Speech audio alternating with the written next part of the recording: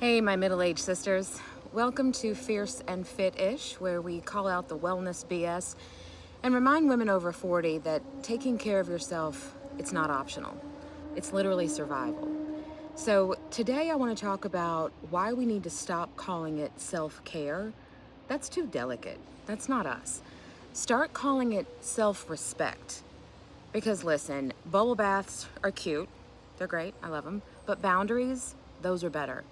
And no amount of essential oils can undo a life that's running on guilt, caffeine, and sure, I'll do it. Here's the problem. Somewhere along the line, self-care turned into marketing. It used to mean taking care of yourself. Now it means buying something scented and pretending that that's healing your trauma. Don't get me wrong, I love a good skincare routine. I really wish that I had started one in my 20s instead of baking on Florida beaches like I did. But a face mask or frownies, that's not going to fix the fact that you say yes when you really mean no, and that's what you want to say. You can't light a candle bright enough to burn off chronic resentment. We've been sold this soft pastel version of self-care, the kind that looks good on Instagram but doesn't actually do anything for your nervous system, your hormones, or your soul. That's not Gen X. We say all the time we're built different. We say that because it's true. We were raised by latchkeys and mixed messages. Be independent, but don't be difficult. Work hard, but don't brag. Do it all, but don't complain, especially as girls. Different set of rules for boys, remember? We didn't grow up with self-care the way we know it today. We grew up with survival care. Our mothers didn't say, take a mental health day, sweetie. They said, you're fine, get to school.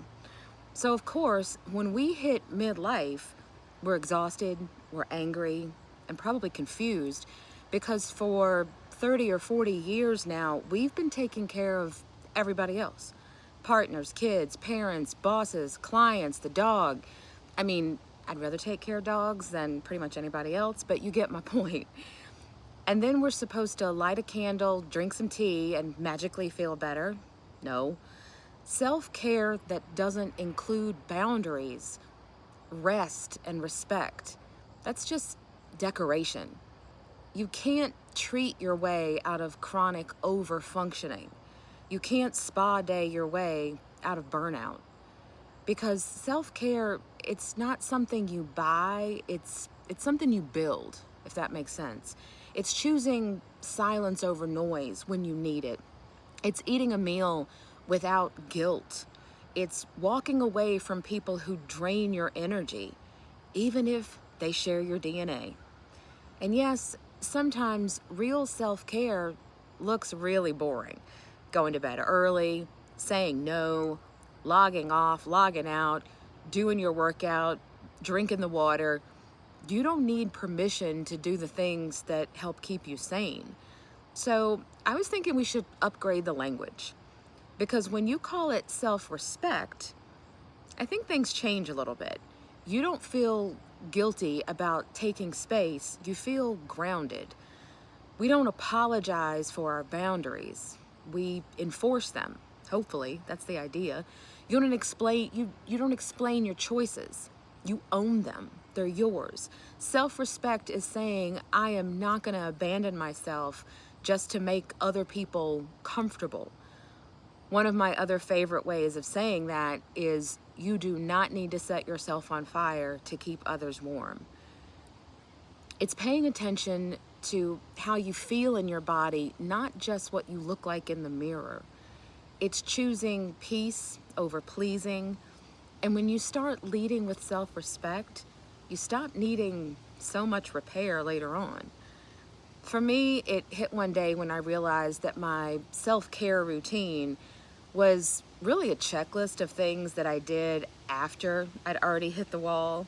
So like massage after stress or, a heavy few weeks of work, wine after burnout, way too much wine, vacation after near collapse. I wasn't caring for myself. I was kind of recovering from neglecting myself. That's how I look at it now. I look at self-care as maintenance now, not an emergency response team. It's the daily act of saying, I matter enough to not wait until I'm falling apart. It's kind of too late. And yes, sometimes that means canceling plans. Don't get over it. Sometimes it means doing the workout when you'd rather sleep in. It might mean walking away from drama. All of that, that's self-respect. So here's where I think we need to go with all this. Self-care is not selfish. Don't let anybody tell you that. It's the minimum required to keep existing as a functioning human. But self-respect, that's where our power lives. Self-respect is the version of you who knows your worth, honors your limits, and does not feel bad about being unavailable, especially to nonsense. The more you practice self-respect, the less you'll need self-care, because you'll stop letting yourself get that depleted in the first place. That's my big lesson that I learned. So go ahead, keep the bubble bath, girl. You earned it. They're awesome. But after that, set a boundary. Take a nap. Drink your water. Say no without a follow-up paragraph. Because that's not selfish. That is self-respect. So let's start calling it that. If this makes sense to you, I would love for you to hit the like button and then subscribe for more fierce and fittish truth about midlife fitness and freedom.